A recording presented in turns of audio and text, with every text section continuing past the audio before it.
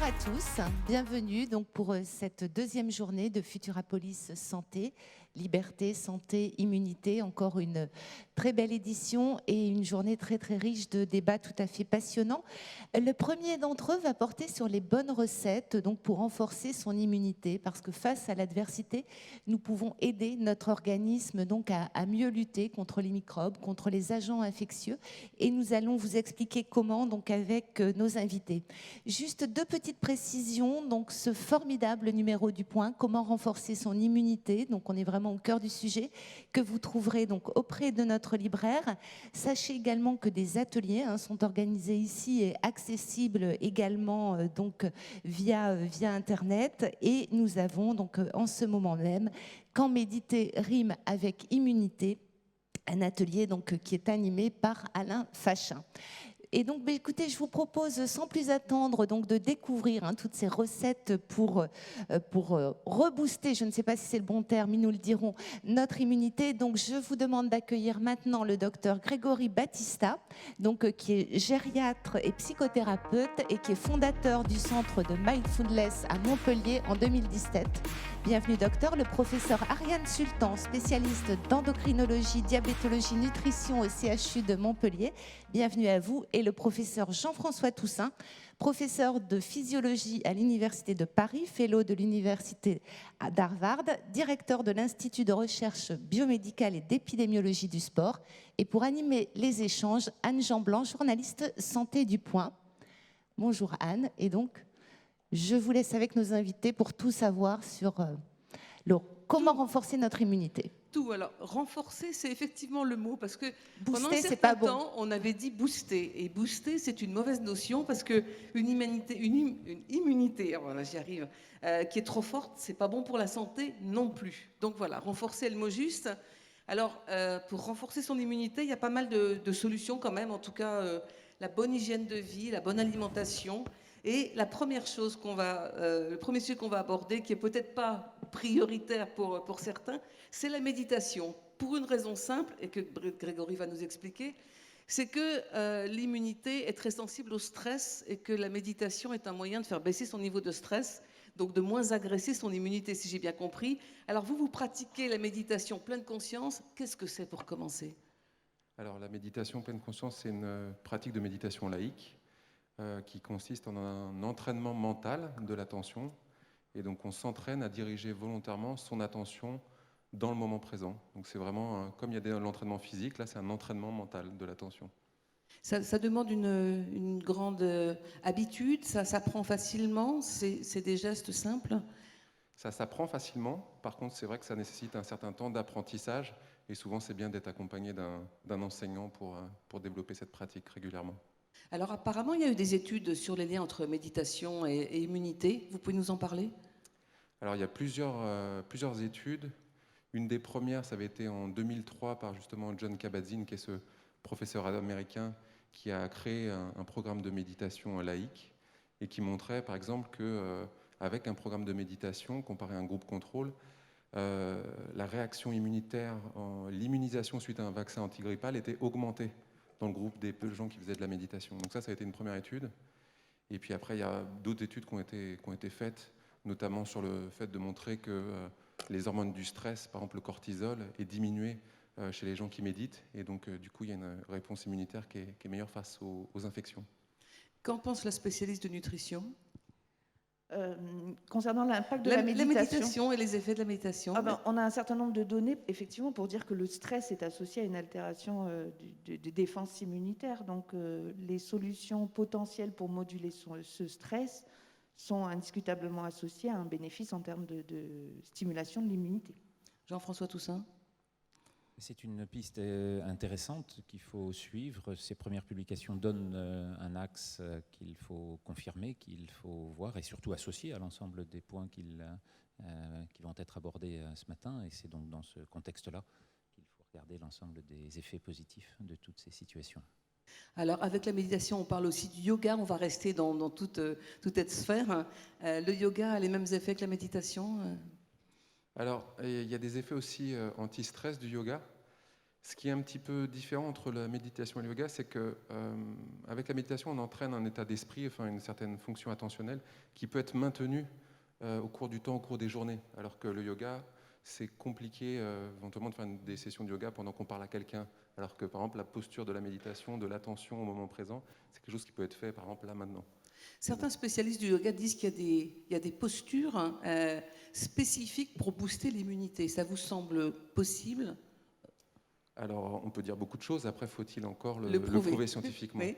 Et c'est vrai que sur la méditation, pour le coup, là, il y a une étude vraiment clinique qui est importante. Le professeur Toussaint en parlait. Il va probablement parler de l'activité physique, mais il y avait une étude qui avait été publiée en 2018 là, dans PLS01 et qui montrait que si on faisait trois groupes, un groupe de gens qui ont une vie normale, un groupe qu'on entraîne à l'activité physique et un groupe qu'on entraîne à la méditation, les deux groupes activité physique et le groupe méditation avaient une baisse de l'incidence et de la gravité des infections respiratoires hivernales, virales. Ma dernière question avant de parler d'alimentation, c'est la place du rire, parce que c'est trop important. Nous, on adore ça au point. Dans tous nos forums, on essaie de faire. On a fait récemment dans le dernier, justement, une séance de rigolothérapie. Rire et immunité, qu'est-ce qu'on peut en dire? Alors, pareillement, d'un point de vue scientifique, il n'y a peut-être pas grand-chose, je n'ai pas vu grand-chose passer, mais c'est vrai que globalement, on a l'impression que les émotions, on va dire, négatives, sont plutôt favorisent la baisse de l'immunité et que les émotions positives de joie, de sérénité, de calme, renforcent l'immunité. Donc, on pourrait penser que le rire, un rire qui détend, c'est un rire qui fait du bien au système immunitaire. Madame Sultan, la rigolothérapie, qu'est-ce que vous en pensez? Je vais avoir du mal à vous donner des arguments scientifiques. Après, sur le plan relationnel et humain, je ne peux que considérer que ce soit bénéfique. Bon, et je vois votre rire derrière votre masque, Jean-François. Le rire qui n'est pas le propre de l'homme, contrairement à ce qu'on pensait, puisqu'il est partagé par un grand nombre d'espèces animales, fait partie de la socialisation, fait partie de la réussite des groupes et entretient une capacité d'écoute, d'échange, d'empathie au sein de toutes les communautés, dont la nôtre. Et il est évident que ce point-là, qui est celui à un moment donné du partage d'émotions positives, un partage d'une façon de vivre une vie plus heureuse, plus détendue, moins sous la contrainte telle qu'on la vit en ce moment, est un des éléments majeurs dans lequel on a vu dans toutes nos sociétés grimper l'importance qu'on accordait à cette part, depuis Rabelais et même bien avant, jusqu'à Charlie actuellement. Christophe André, que j'ai eu la chance d'interroger il y a très peu de temps, disait soyez empathique, c'est bon pour les autres et c'est bon pour vous aussi. Je trouve que c'est un très très joli message. C'est bon pour les vaisseaux et c'est bon pour le cerveau. Alors maintenant, ce qui est bon pour le cerveau aussi, pour les vaisseaux et pour tout le corps, c'est l'alimentation. Alimentation et immunité, globalement, qu'est-ce qu'on peut dire? Qu'est-ce que vous conseillez? Puis après, on rentrera dans peut-être quelques détails un peu plus pratiques. Alors, alimentation et immunité, c'est une relation bidirectionnelle avec un lien très très étroit.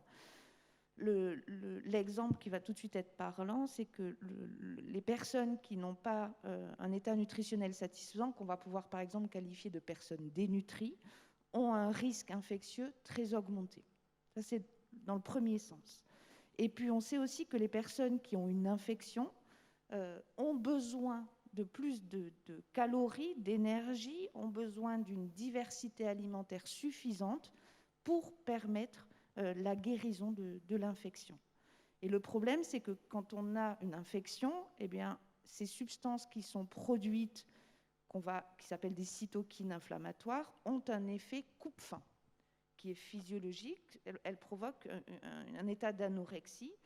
Et donc, on va se retrouver dans une situation où des personnes infectées vont avoir besoin de plus d'énergie pour permettre la lutte contre cette agression qui est l'infection, mais où finalement, étant donné que les substances inflammatoires ont un effet coupe-faim, elles vont moins manger. Et donc, vous voyez que quand il y a une infection, eh bien, c'est presque une préparation du terrain pour la dénutrition finalement. Ça va souvent faire, cette agression va souvent faire le lit de l'infection. Donc c'est vraiment une relation très étroite entre immunité et état nutritionnel.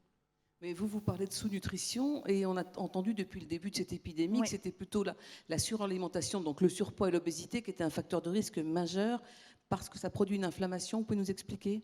Oui, alors c'est très intéressant et j'ai envie de dire, c'est ce qui fait que la physiologie est remarquable. En fait, c'est l'équilibre. Il faut un équilibre. Il ne faut pas être dénutri, mais il ne faut pas non plus être surnourri, si je peux utiliser ce terme, même si j'aime pas bien, ou en situation d'obésité. Il faut trouver l'équilibre pondéral, l'équilibre nutritionnel, si l'on veut avoir une immunité totalement stimulée et efficiente. Effectivement, on a beaucoup parlé de lien entre obésité et Covid, et notamment avec la sévérité du Covid. L'obésité, et notamment les obésités sévères, sont caractérisées dans le sang par un état inflammatoire chronique, à minima, ce qu'on appelle une inflammation de bas grade, en fait. Et vraisemblablement, quand se surajoute sur cette inflammation de bas grade une infection, eh bien là, ça va créer une infection majeure, une inflammation majeure, qui n'est pas forcément celle qui est la plus utile à l'organisme pour lutter contre l'agression. En simplifié, résumé. Voilà. Donc, c'est exactement le corollaire que je voulais faire. Les sujets, la mise en balance, c'est le cas de le dire, les sujets dénutris sont à risque d'infection et d'inflammation, et c'est la même chose pour les sujets en obésité, a fortiori en obésité sévère. Grégory, vous êtes aussi gériatre. Est-ce que pour les personnes âgées, vous avez remarqué des comportements particuliers, ou est-ce que vous avez des conseils spécifiques à donner au niveau nutritionnel? Au niveau nutritionnel, oui, il y a une dénutrition qui est plus fréquente chez les personnes âgées, notamment celle qui est importante et qui est souvent reliée à un risque infectieux, c'est la dénutrition protidique. Et donc c'est vrai qu'augmenter la ration, une personne âgée en fait a besoin de plus de protéines qu'un adulte. Donc c'est important d'augmenter sa ration protidique. Alors avant de rentrer dans les différentes protéines, Jean-François, vous avez quelque chose à ajouter sur ce chapitre nutrition? Ce que vous révéliez l'un et l'autre est effectivement intéressant. C'est ce qu'on voit dans toutes les relations physiologiques, c'est-à-dire que ça va passer à chaque fois par un optimum. Et donc, dans la relation qu'on va avoir entre nutrition et fonction générale, donc capacité d'adaptation, donc capacité de répondre, là encore, aux contraintes quotidiennes, aux contraintes du vivant, c'est une fonction qui, pour le poids, comme pour le sel, comme pour le sucre, comme pour la tension artérielle, passe à chaque fois par un chiffre, et donc un intervalle de confiance autour de ce chiffre qui définit l'idéal, le poids idéal, l'indice de masse corporelle idéal, et autour duquel on va avoir, pour ceux qui sont en dénutrition, au fur et à mesure qu'on s'éloigne de cette valeur, vous la connaissez peut-être, autour de 18-25, c'est-à-dire que d'indice de masse corporelle, et donc ça veut dire que lorsqu'on est à 18, 18,5, on est mince, quand on est à 25, on est bien, quand on passe entre 25 et 30, on est en surpoids, au-delà de 30, on est en obésité. Voilà les définitions qui sont prises actuellement. Et lorsqu'on est normal dans cette phase entre 18 et 25, c'est là où on a les capacités maximales dans toutes les fonctions. Fonction vasculaire, fonction respiratoire, fonction adaptative. Quand on descend en dessous de 17, 15, 14, on rentre dans les phases de dénutrition très importantes que l'on ne voit quasiment plus dans nos pays, quoique certaines situations commencent à réapparaître, mais qu'on voit principalement dans les pays qui sont soumis à des famines importantes pour des raisons de sous-nutrition liées à des conditions climatiques ou à des ruptures de chaînes d'approvisionnement, comme ça a été le cas au printemps, pendant le confinement d'un certain nombre de pays de l'Est de l'Afrique, qui ont vu une augmentation majeure de la sous-nutrition et un nombre de décès chez les enfants augmenter de façon exponentielle. Ce point-là, de l'autre côté, va aussi avoir ces effets qui sont ceux, au contraire, des pays développés, dans lesquels on va avoir, par l'augmentation de l'apport alimentaire, ce surpoids et cette obésité, voire obésité morbide qui apparaissent quand on est au-delà de 50, et avec cela, des risques mortels qui sont, eux, en augmentation exponentielle à nouveau. Et donc on voit que sur cette courbe, ce que vous disiez, cette ligne de crête qu'on doit essayer de proposer, et donc tenter de s'y tenir, on aura les effets majeurs dans lesquels les capacités de défense immunitaire vont se trouver elles-mêmes optimisées. Alors il y a un mot dont on parle de plus en plus, qu'on entend de plus en plus souvent, c'est microbiote. Est-ce qu'il y a des études sur microbiote et immunité? Qu'est-ce qu'on peut en dire aujourd'hui? Parce que c'est un sujet, une question qui revient très très souvent. Alors, je vais donner mon avis de nutritionniste, parce Oui, que je bien ne sûr. suis pas immunologiste. Le microbiote, déjà, peut-être que ce n'est pas commun pour toutes les personnes qui sont présentes dans la flore salle. Donc, intestinale. voilà. Oui. On est envahi de bactéries et l'endroit où il y a le plus de bactéries chez l'homme, c'est dans le tube digestif. Ces bactéries, elles vivent quand on est dans un état de santé satisfaisant, en totale harmonie avec l'homme, et elles sont utiles au fonctionnement de l'être humain. Donc c'est ce qu'on appelle la flore bactérienne au niveau du tube digestif ou le microbiote. Et donc dans certaines situations, il existe un déséquilibre de ce microbiote avec des types bactériens qui vont être plus présents que d'autres, qui vont plus proliférer que d'autres, ou une flore qui s'appauvrit en termes de diversité de bactéries. Donc le microbiote doit être équilibré en termes de différentes bactéries et en termes de nombre de bactéries. C'est ça qui définit l'équilibre au niveau du microbiote. Donc, dans certaines situations, il existe un déséquilibre de ce microbiote, et on sait que quand il existe une altération du microbiote, eh bien, par exemple, ces bactéries qui sont censées vivre en harmonie dans le tube digestif et ne pas impacter de façon délétère sur la santé de l'homme, vont pouvoir, par exemple, transloquer plus facilement, traverser la mémoire, oui, la barrière du tube digestif et être responsable d'infections. On sait aussi que ces bactéries, dont la richesse et la diversité varient, vont entraîner aussi un état inflammatoire qu'on évoquait tout à l'heure et qui possiblement va retentir sur le système immunitaire. Et on évoquait tout à l'heure la situation de l'obésité. Eh bien, au cours de l'obésité, il existe une modification du microbiote qui vraisemblablement explique en partie cet état aussi inflammatoire à minima et ce risque infectieux augmenté. Grégory ? Je revenais sur la micro-inflammation ou l'inflammation de bas grade dont parlait Ariane, et qui est vraiment un déterminant commun dans ces interventions que sont la nutrition, la méditation, et on va peut-être parler de l'activité physique. Bien sûr. C'est le fait de vraiment pouvoir baisser cette inflammation de bas grade, et c'est vraiment prouvé avec la méditation, avec le sport. Et donc c'est vraiment un élément important dans la santé et dans le vieillissement aussi, parce qu'on voit que cette inflammation de bas grade, elle est reliée à un vieillissement accéléré, en plus d'une baisse de l'immunité. C'est vraiment un facteur de développement de pathologies chroniques multiples. Alors, avant de parler du sport, je voudrais qu'on finisse sur l'alimentation avec quelques conseils pratiques. Vous avez parlé des protéines.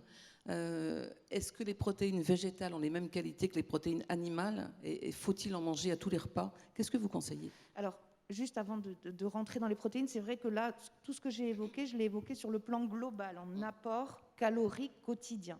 Donc, quand on parle de nutrition, on parle de calories, c'est-à-dire la quantité d'énergie que vous mangez par jour.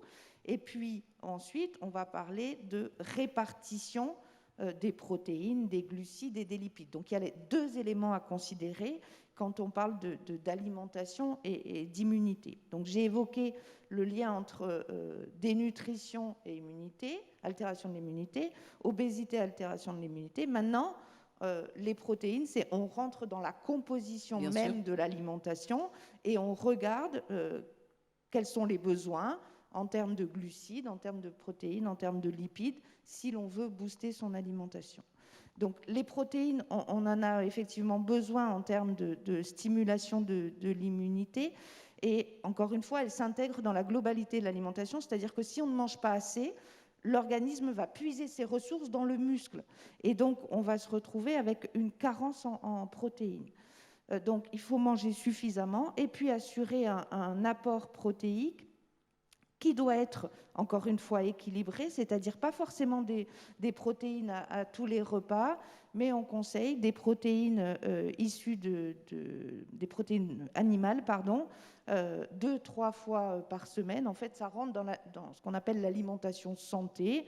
Et puis, on peut consommer des protéines qui sont contenues dans des protéines d'origine végétale en plus, mais l'apport en protéines de bonne qualité qui sont représentés par la viande, les œufs et les poissons, c'est au moins 2-3 apports par semaine. Alors, protéines, muscles, Jean-François Toussaint. Oui, c'est important de voir effectivement ce que ça donne, parce que sur ces agressions qui sont celles dans lesquelles l'organisme va aller puiser dans ses réserves protéiques musculaires, en fait, ce que l'on voit, c'est que c'est après plusieurs jours de jeûne absolu, dans lequel vous n'avez aucun apport, que ça commence. Donc il ne faut pas se dire qu'en ayant sauté un repas ce midi, vous allez enclencher une dégradation protéique telle que vous vous trouveriez demain matin avec 16 kilos de moins en vous levant. Ce n'est pas du tout aussi rapide, ça prend du temps. Et ces éléments-là qui sont le lien sur les équilibres entre des grandes fonctions qui régulent l'apport et la dégradation protéique se font quand même après beaucoup d'autres moyens de déstockage d'acides gras et d'autres. Et 2 points qui me paraissent importants pour éclairer ce débat que vous annonciez sur le microbiote, c'est celui de diversité dont vous parliez, qui est un élément majeur dans lequel cet équilibre-là, et j'emploierai pas dans ces circonstances le terme d'envahissement, on n'est pas envahi, on vit. J'ai dit envahi. Oui. La question de Après, l'invasion j'ai est dit toujours harmonie. celle, absolument, et celui-là est le bon, parce que... Oui, micro. Non, on ne change pas de micro, on n'a pas le droit. Allez-y, reparlez plus fort dedans, oui. Donc je vais parler un petit peu plus fort. Merci, pardon. Touchez plus à rien. Fait que cette idée de l'agression, de l'invasion, finalement, se retrouve être celui d'une lutte constante entre un organisme et d'autres. Or, en fait, ce que l'on comprend de cet équilibre microbiotique, qui est à l'intérieur et à l'extérieur de nous, c'est-à-dire sur notre peau et dans nos excrétions, c'est bien toute la question, là encore, de la transmission actuelle du SARS, fait qu'on va néanmoins avoir énormément à la fois d'informations qui est apportée par ce microbiote, qui est transmis aux autres. Il n'y a pas que de l'information négative dans une épidémie, il y a aussi une information positive qui est celle du virus que vous avez rencontré et contre lequel vous vous êtes défendu. Et donc le microbiote en général, c'est aussi cela, c'est une part extraordinairement positive qui vous permet, par exemple pour l'alimentation, de dégrader l'ensemble des aliments, fonction que vous ne pourriez absolument pas faire, dans un autre registre. Et donc la question de la diversité, qui est celle de la multiplicité des espèces, de Fusobacterium, de bactéries diverses et de virus qui nous colonisent. Je vous rappelle qu'on a 10 fois plus d'éléments microbiologiques d'ordre soit bactérien, soit viraux, soit parasitaires, 10 fois plus que nous n'avons de cellules contrôlées par notre propre ADN. Donc cet ordre de grandeur supérieure vous dit qu'il existe une relation phénoménale entre ce que nous sommes, donné par notre génome maternel et paternel, et ce que nous faisons dans notre construction, qui est lié, et ce premier temps-là se nourrit dès la première minute de vie au moment où on sort, puisque c'est au moment de la sortie par voie basse, au moment de l'accouchement, qu'on va se coloniser avec le microbiote maternel, et que donc la mère transmet à l'enfant l'ensemble de ses propriétés bactériennes et virales, l'ensemble de son environnement microbiotique, qui lui permettra de lui faire son immunité et de développer la même immunité au départ que celle qui est au niveau maternel. Donc c'est vraiment cette question d'équilibre, cette question d'harmonie dont vous parliez, cette question de diversité, parce que plus on multiplie les réponses, plus on multiplie les capacités de défense, les capacités d'adaptation à une agression, et ce point-là, on le perd progressivement quand on va soit en sous-nutrition, soit en hypernutrition, et donc vers l'obésité, parce qu'en fait l'obésité va, par le biais des causes de l'obésité, en général dans nos sociétés, ce sont des excès de sucre et de graisse, mais le sucre lui-même va sélectionner de plus en plus des espèces bactériennes, quelques-unes, qui vont du coup amplifier les réponses et donc faire perdre ses capacités d'adaptation au fur et à mesure. Parlons un peu de sport maintenant. 30 minutes, 5 fois par semaine. Alors, sport, activité physique. Tout le monde debout, si vous voulez bien. On va faire du sport. On va se détendre un petit peu. Merci. Allez, c'est le moment. Ça fait toujours du bien de prendre une petite pause active, parce que c'est ça qui nous donne finalement nos capacités, une fois de plus, de réponse, nos capacités de défense. Et ce simple mouvement que vous venez de faire, à chaque fois, est un des éléments majeurs de la rupture d'un des phénomènes massifs, on va le voir tout à l'heure, qui est en train de se répandre dans nos sociétés, qui est la sédentarité et l'inactivité physique. Il y a deux définition un tout petit peu différente entre l'une et l'autre, mais les deux se rejoignent en général, et donc on aboutit à des situations dans lesquelles cet excès de sédentarité finit par réduire totalement nos capacités de réponse. Et donc, On peut peut-être se rasseoir maintenant. On peut, il n'y a pas de souci, Merci. si vous le souhaitez.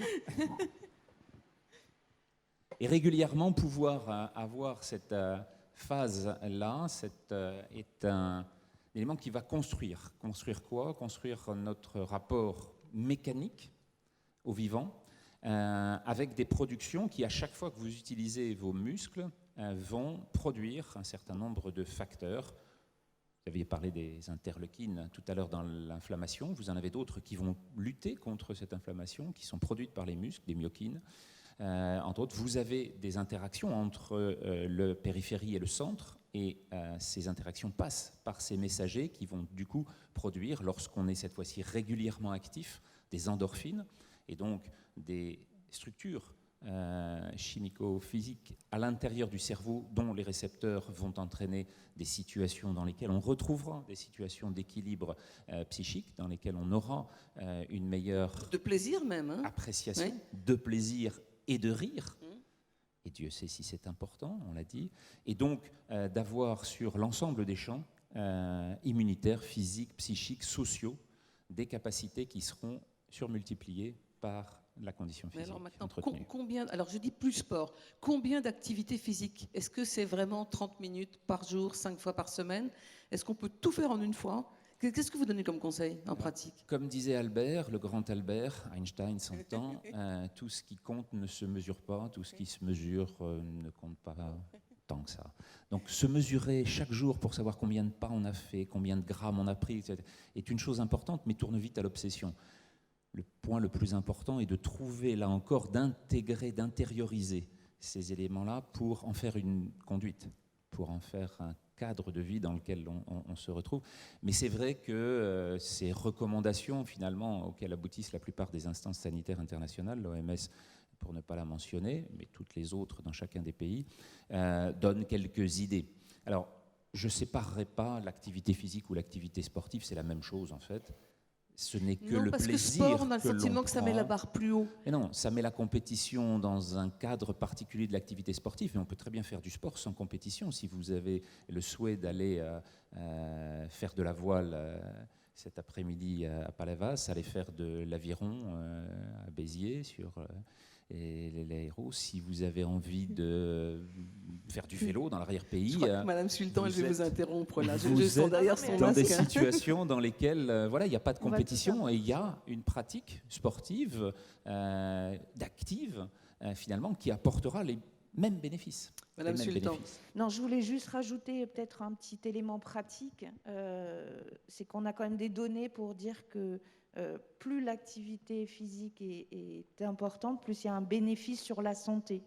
Mais que le bénéfice démarre très tôt pour des faibles activités Et physiques. il démarre au premier pas. Voilà, donc Au c'est quand premier même pas. important C'est pour ça parce qu'en que se levant, vous faites déjà ce qu'il faut. donc c'est pour ça, parce que toutes les recommandations de 30 minutes, etc., moi je prends beaucoup en charge de patients qui sont en surpoids, diabétiques, etc., qui ont une très faible activité physique. Donc leur dire d'emblée, faites 3 minutes, 10 000 pas par jour. 3 fois, c'est infaisable. Oui. C'est Oui, non, mais bien infaisable. sûr que c'est infaisable. Quelqu'un bien qui ne sûr. fait plus d'activité physique, il ne peut pas faire 10 000 pas par jour. Donc je leur fais reprendre une activité physique et non pas une activité sportive, parce que pour moi, ce n'est pas la même chose, qu'on a l'habitude de qualifier d'adaptée, en leur disant, et on commence petit, mais gardez à l'esprit que plus vous en faites, plus ce sera bénéfique pour votre santé. Et c'est-à-dire que de passer de 0 pas à 500 pas, il y a déjà un bénéfice en termes de santé. Et ça, il ne faut pas l'oublier, parce qu'à fixer des objectifs trop importants, bien évidemment qu'on ne motive pas les personnes qu'on accompagne sur le plan médical, voire même l'inverse. Donc, Moi, il y a juste une étude que j'ai vue et qui m'avait intéressée, qui était l'entraînement, c'est-à-dire la régularité. Je ne sais pas si vous serez d'accord, enfin, c'est ce que j'avais vu, c'est que le système immunitaire, donc les cellules immunitaires se renouvellent plus vite et sont donc plus jeunes et plus efficaces chez les gens qui pratiquent une activité régulière. Et la régularité a de l'importance. Vous me répondez rapidement et puis après on prendra peut-être quelques questions de la salle. Mais de la même façon, et c'est bien ça, c'est de savoir si on est en condition médicale à l'hôpital avec des personnes ou des patientes ou patients gravement atteints de quelque chose. Et dans ce cas-là, ce que vous disiez, l'adaptation est extraordinairement importante. Donc ce sont de toutes petites marches qu'il faut mettre progressivement en face de l'effort à fournir, parce qu'à partir du moment où on se rend compte que l'effort est possible, eh bien on peut aller à l'étape suivante et progressivement revenir dans des cadres. Maintenant, en population générale, lorsqu'on n'est pas dans des situations médicales, la question de l'activité physique ou sportive, elle vient à ce que nos enfants ont envie de pratiquer, ont envie de faire. Et c'est dans ce cadre-là où on n'a pas d'élément autre que celui, finalement, du plaisir que cette activité va apporter, qu'elle soit sportive avec ses copains, ses copines, ou qu'elle soit active parce qu'en famille, vous irez vous balader en forêt ce week-end. Donc la question de l'adaptation est importante. Et ensuite, sur le plan immunitaire, oui, on voit très bien que sur les lymphocytes T, sur l'immunité cellulaire, sur l'ensemble des interleukines et des interférons, on a à chaque fois des éléments qui montrent que l'activité physique augmente cette capacité de réponse, cette capacité de défense, et que c'est dans ce domaine-là où des études de plus en plus nombreuses maintenant viennent dire, voilà, qu'est-ce qu'on constate actuellement ? Eh bien, sur une agression aussi importante qu'un virus nouveau comme le SARS-CoV-2, il n'y a quasiment aucune personne en situation de détresse, en réanimation par exemple, qui ait une condition physique extrêmement importantes. Ce sont à chaque fois des conditions physiques dégradées, ce sont les conditions de sédentarité, d'obésité, on va le voir tout à l'heure, oui, qui sont les éléments qui ont fragilisé c'est passionnant. Il nous reste 5 minutes. Si vous avez des questions, mais des questions très pratiques et courtes, s'il vous plaît, pour qu'on puisse en prendre plusieurs. Voilà. Madame lève la main. Une oui. là, s'il vous plaît. Oui. Voilà, le micro arrive vers vous. Vous ne les touchez pas. Voilà. Le micro ne marche pas. Ah. Alors, allez-y, parlez peut-être un peu fort et j'essaierai de relayer. Vous m'entendez ? Voilà, c'est bon. Ça y est, c'est voilà. bon. On parle de l'immunité, donc davantage d'immunité par le biais du sport. Et justement, on constate, c'est d'actualité, toutes les salles de sport ferment. Oui, oui. Effectivement. Bah, oui. Oui, c'est un massacre sociétal.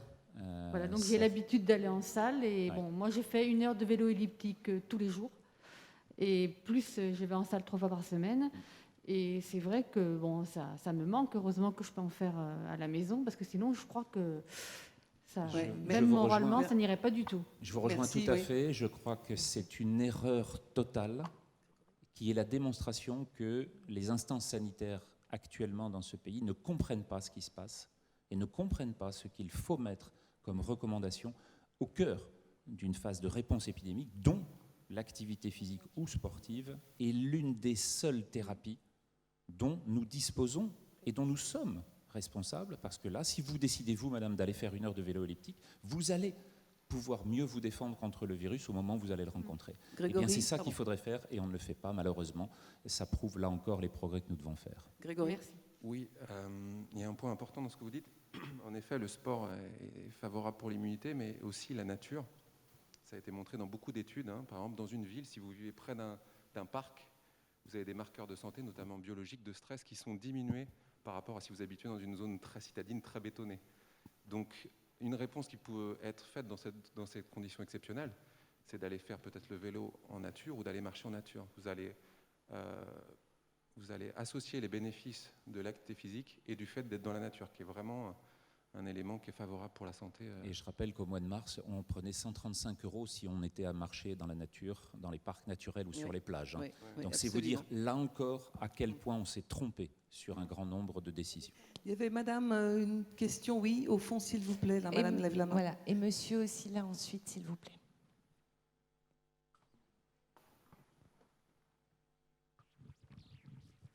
Bonjour, moi j'avais une question un peu plus technique sur les mécanismes qui expliquent le lien entre l'obésité et l'état inflammatoire, et notamment l'état inflammatoire de bas grade dont vous parliez. Oui, alors en fait, l'obésité, si on le définit sur un terme un peu plus, par une définition un peu plus scientifique, c'est une augmentation de la masse et du nombre de cellules graisseuses qui s'appellent les adipocytes.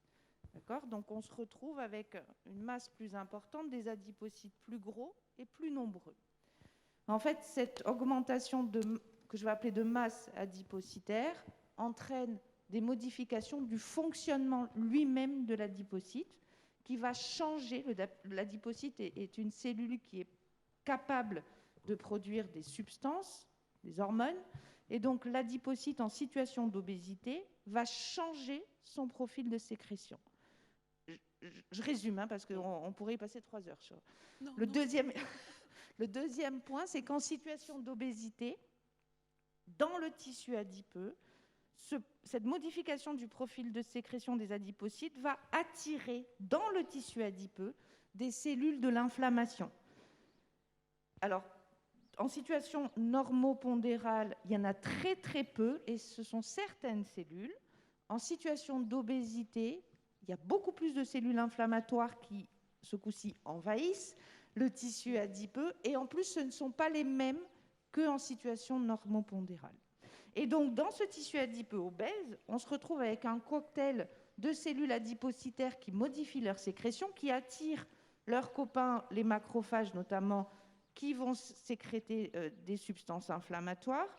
Et donc, localement, il va y avoir production de substances inflammatoires qui vont agir localement dans le tissu adipeux, mais qui ont aussi la capacité de s'exporter et d'aller agir à distance au niveau d'autres tissus, notamment au niveau du foie, notamment au niveau du muscle, et de modifier ainsi le fonctionnement physiologique de ces organes.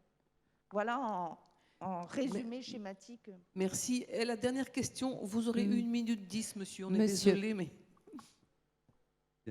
Je voulais savoir dans quelle mesure, hors Covid, dans quelle mesure on fait trop de sport et si c'est vraiment nuisible. Voilà. Merci. Trop de sport tue le sport. C'est à peu près la même chose que lorsqu'on fait trop de musique. Ça veut dire quoi? Ça veut dire que si vous êtes violoniste et que vous faites 15 heures par jour de violon, vous finissez par avoir des technopathies, des douleurs, des éléments et puis des traces qui montrent les stigmates de votre profession. En soi, ça n'a pas d'effet majeur jusqu'à un certain point dans lequel on passe avec des effets de surentraînement et qui sont là encore parce qu'on dépasse sa capacité d'adaptation physiologique. Or, ce que l'on voit, c'est qu'à très haut niveau, ces capacités-là sont repoussées jusqu'à ce que sont finalement les maxima de la physiologie humaine. Mais au-delà, évidemment, eux aussi finissent par rentrer dans le surentraînement. Donc il y a toujours une condition qui vous ramène. Et donc du coup, ça veut dire qu'on se retrouve par rapport à sa propre génétique, par rapport à ses propres dispositions, prêt à faire des capacités qui ne dépendent que de cet état de base que l'on connaît. Et finalement, les sportifs de haut niveau dont on pensait qu'ils allaient être finalement à payer le prix très lourd de cet excès par rapport à la population générale, on se dit 9 heures par jour pour certains types de sports, 9 heures d'entraînement par jour, est-ce que ça devient quelque chose qui va se payer à la fin? Eh bien la réponse est non, puisqu'à la fin, en fait, tous les sportifs de haut niveau, pris de façon générale, et puis on les a étudiés groupe par groupe, ont 7 années de vie en plus par rapport à la population générale. 7 années de vie ça en plus. Ça sera le mot de la fin. Merci. Merci beaucoup. Et donc, on vous applaudit tous, on vous remercie pour ce formidable échange. Et donc, j'aimerais également vous informer que nous allons retrouver aussi le docteur Battista donc, au cours d'un atelier tout à l'heure à 12h10. Je m'adresse aux personnes qui nous suivent derrière leurs écrans, même si l'atelier, évidemment, est aussi en présentiel. Et vous allez donc nous dire comment bien vieillir en méditant. C'est sur le site de Futurapolis Santé. Et nous, donc, on se retrouve dans quelques minutes donc, avec le professeur Jean-François Toussaint sur le suivi et l'anticipation de l'épidémie. Merci beaucoup, à tout de suite.